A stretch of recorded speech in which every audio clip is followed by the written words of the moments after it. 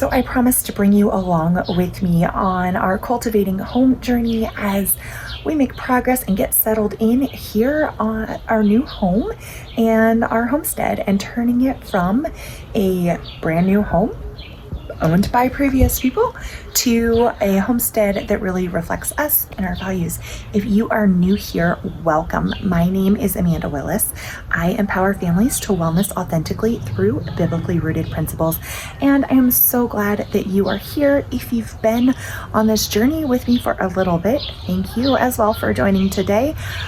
Let me show you what we've had going on. It's been a little slow going. If you watched my video a couple of days ago, you probably heard me mention that we have an electrician, a plumber, a contractor, a landscaper, and a drain specialist, a whole bunch of things that we've had to find here in the last few months as things have arisen here at our new home. So some of the projects have been a little slower going than I would like and would hope, but we are still making progress. So take a walk with me out our back door to our garden that we started. So we have some raised beds that were here when we purchased the property.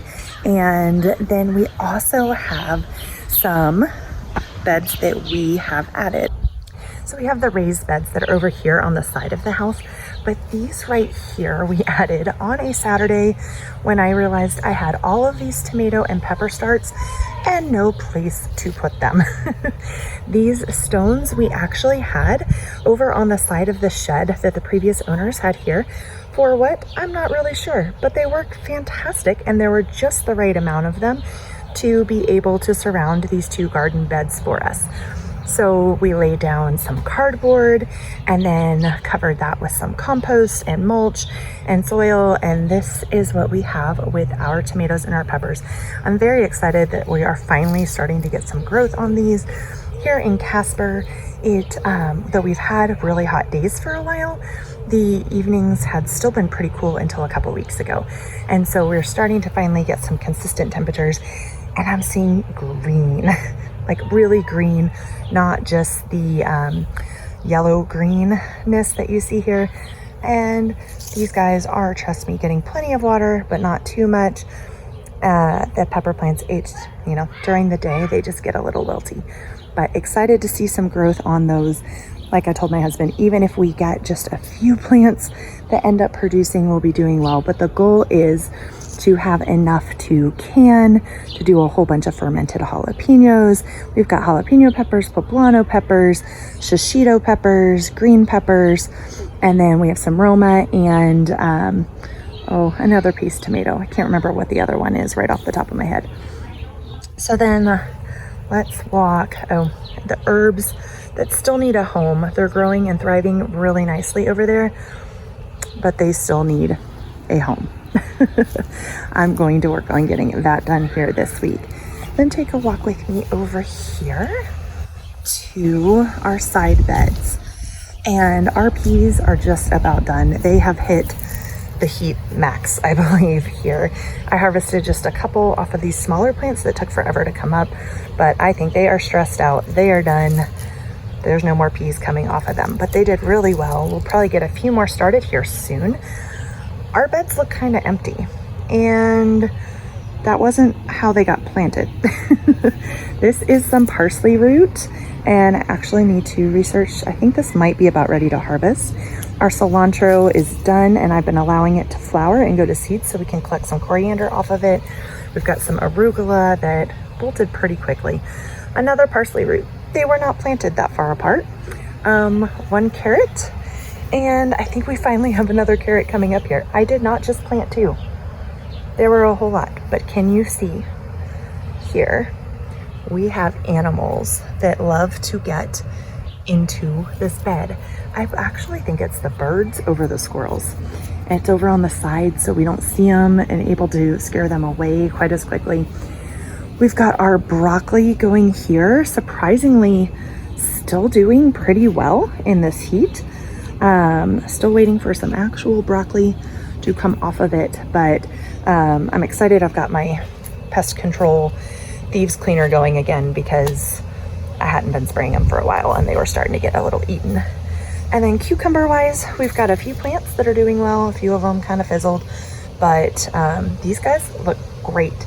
Now, I will take any advice you have, friends, on our potatoes. These guys were thriving. And this whole, did I plant them too close together? What is going on here? This was all full of potatoes and they were thriving and doing beautifully. And they now look like this. I don't think it's blight. I don't know, unless, is that what that is on those leaves? If you know, and you are more experienced than me in the garden, I would be more than happy to take your tips and tricks. I had planted a couple bean plants that were doing well, and then it snapped in the wind the other day. So still watering these, hoping that maybe they turn around a bit. I flower, give us some sort of baby potatoes at the very least. Again, we were out of town for a little bit and I did not have my neighbors spraying my thieves cleaner stuff on them. I figured it was enough to ask our new neighbors to be watering our plants in the first place, let alone anything else. I am very excited that also here on our property, we had already planted and established a couple crabapple trees and a choke cherry. So this is right over up against our fence. We have this choke cherry tree. Can you see we are starting to get some little cherries on there, and even over here a couple of them are starting to turn. I have never actually had choke cherries, but I've heard not only are they edible, but they are delicious and they're also medicinal and they have medicinal purposes. So I'm excited to explore those, maybe make a tincture or two, or just get some jam, some choke cherry jam and things like that. And then right now I am standing under the shade of our crabapple tree. And we do have 2 crabapple trees, so we absolutely get crab apples off of this. And I'm excited because though I grew up in a neighborhood with crabapple trees, I never knew you could eat them. And apparently they make really good ciders and things like that. So we are very excited to get some of both the choke cherries and the crab apples. Hopefully the birds and the squirrels don't get them all, because we do have plenty of squirrels and plenty of birds in our backyard. You can hear many of them right now. In fact, she flew away from her nest already because she heard me coming. But right up in this crabapple about here, there is a bird's nest that is right outside our kitchen window, which is really fun to be able to watch. And she's sitting on her eggs over in that nest right now. So it's a dove. We have lots of different kinds of birds that are in our backyard. And then we also have a beautiful black locust tree. I have seen things about the black locust tree being beneficial, but I'm not 100% sure yet. I think this year we're really just going to dive into the choke cherry and the crabapple and learning those, because there's a huge learning curve in figuring out what's even coming up on our property, what do we have growing here, what needs to be taken care of, all of those things. Now, out front, but actually before we go out front, let me take you into the garage. Probably shouldn't carry my coffee and do this at the same time. Okay, so come with me through our family room. Yes, you still see all of our engineered hardwoods waiting to go in. At some point, we are going to find somebody who can install them and doesn't have an emergency pop-up. Because it seems as though every time we get somebody scheduled, something comes up and they can no longer do it. So, soon friends, you will see all of this flooring. It's been sitting here since the end of March, beginning of April. Yes, it is now mid-July. I am so ready. Also, our tile really just needs to be replaced. So it's more than just I'm ready to have that gone. But this flooring's laminate. It's fine. It's not a big deal. We just want it to be the same as what we're putting upstairs in our kitchen area and the living room. We're in a split level. And so the upstairs isn't all the way upstairs, just partly. That's fun. I just discovered, I walked out to our garage. This is still here from the previous owners, but there's a light right above where we have this, not just the garage light, but there's a pole light. So that's exciting. So this is our brand new chest freezer that we just got garage ready to hold a whole lot of meat. So we reached out to, so we do have some of our like Moink meat here. You guys have seen we were using Moink to fill in a lot of gaps when we first moved until we could find some local farms that we really wanted to support. You will notice a lot of Genuine Beef Co. labels here.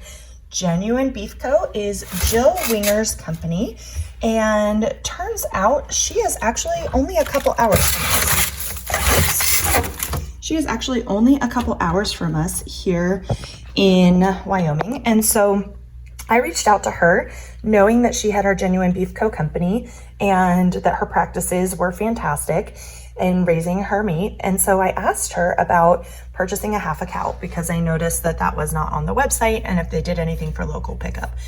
And my friends, you can see there's like 90 something pounds of ground beef here. We've got roast, we have steaks, we have prime rib roast, we've got fillets, we've got beef bones. There's some lamb mixed in here because we do have our local lamb guy as well. We are using Tackleberry Farms for lamb. We actually have a few ducks that are on order from him too. We've got, look at this, friends, steaks and things in here. And then up here, this is the fun part. Have you ever seen a whole beef heart? So this is a whole beef heart. We need to get our vacuum sealer. As soon as we get that, I'm going to take this and grind it and then portion it off and seal it into some smaller packages so that I can then mix it in like with ground beef and stuff. If you've never had a heart, it's a muscle meat. And so it's actually not that much different than eating other beef, flavor or texture wise. And I was shocked at how much, like, you don't even notice it if you mix it in with other things. Then these are beef cheeks that are in here. And this, my friend, is a whole beef liver. That's what that looks like. So we will also be thawing the liver and then slicing that into much smaller sections and refreezing that. Of course, we have the bones, and then we have some of our lamb that's mixed in here. A little bit of Moink pork, and there's a little chicken in this freezer as well. Let me go ahead and get it closed. So the liver, if you've never had liver does have a much stronger flavor than the beef does. It also has a very different texture. Now, we have yet to do just like liver and onions. I think we're gonna try it soon. But usually what I do is I grind the liver and then I mix that in with some of the ground beef as well. However, you do have to be a little bit more cautious of the portions when you do that. The proportions is what I was gonna say, because they, the liver has a much stronger flavor and the texture is totally different. And so if you do a little too much on the liver, it's gonna change the taste. You will notice it there. All right, so here we still have our very empty living room area. This is on the second level of our house, but I'm very excited about, or I guess the third level, because you have the basement, family room level, then up here's the kitchen and living room, and then we have upstairs. But all of these rugs are to go on our floors when we have hardwoods. I don't want to open them because we have to demo all of this, and then it's going to be a lot harder to move them than if they are like they are now. We ordered them from Overstock, and I'll share more about them when we actually get them laid out. But I tried to stick with your natural materials. We've got jute, we've got wool, those kind of things. The wool rug's going to be the one that's going closest to our fireplace, etc. So come with me out front, and I will show you our lettuce. I'm a little bummed because gotta show the highs and the lows of what's going on, right? So we have several flower boxes out front, and the downside is what we planted in them has not really been growing. Something I planted is growing here. That is something I planted. I need to look that up and see. I think that's my lemon balm that's coming up, although the leaves look very different, so maybe it's not. I planted some different florals in here, and I did some medicinal herbs and things. So that one, 2 of what I planted came up. Those are intentional, they're spaced. I can tell that's what I planted. This is a weed that needs to be pulled. And believe it or not, there were seeds filling this box and this box as well. And unfortunately, no such luck with them germinating. I had chamomile, some other flowers so that it would be really pretty. But check out our lettuce, friends. We did have some earwigs that when I wasn't spraying, I kind of started getting in here, but they've cleared out since I've been using the concentrated Thieves Household Cleaner spray that I use. This guy's bolting. I need to harvest him soon. Okay, good to know. I'm actually going to do some more planting in here because our lettuces have done so fantastic. And we have 3 different varieties. They're growing well. I also planted some mint and some mountain mint and some pansies.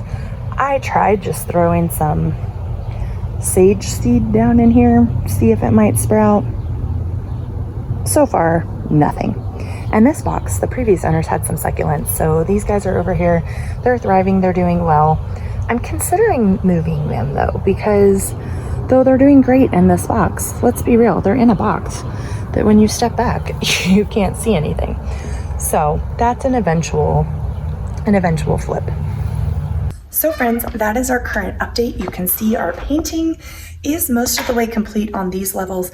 Downstairs, our food room is still a disaster. Hopefully very soon I can take you along with me in the journey of getting that put together. Right now, everything's just in the middle of the floor. The walls still need to be painted. There's primer on them. The shelving needs to be assembled. We need more shelving. We only have 1 set of shelving that's up there right now. So anyway, it is a journey. We have been here since the end of March. So I feel like we've made a whole lot of progress, and I just have to keep reminding myself that.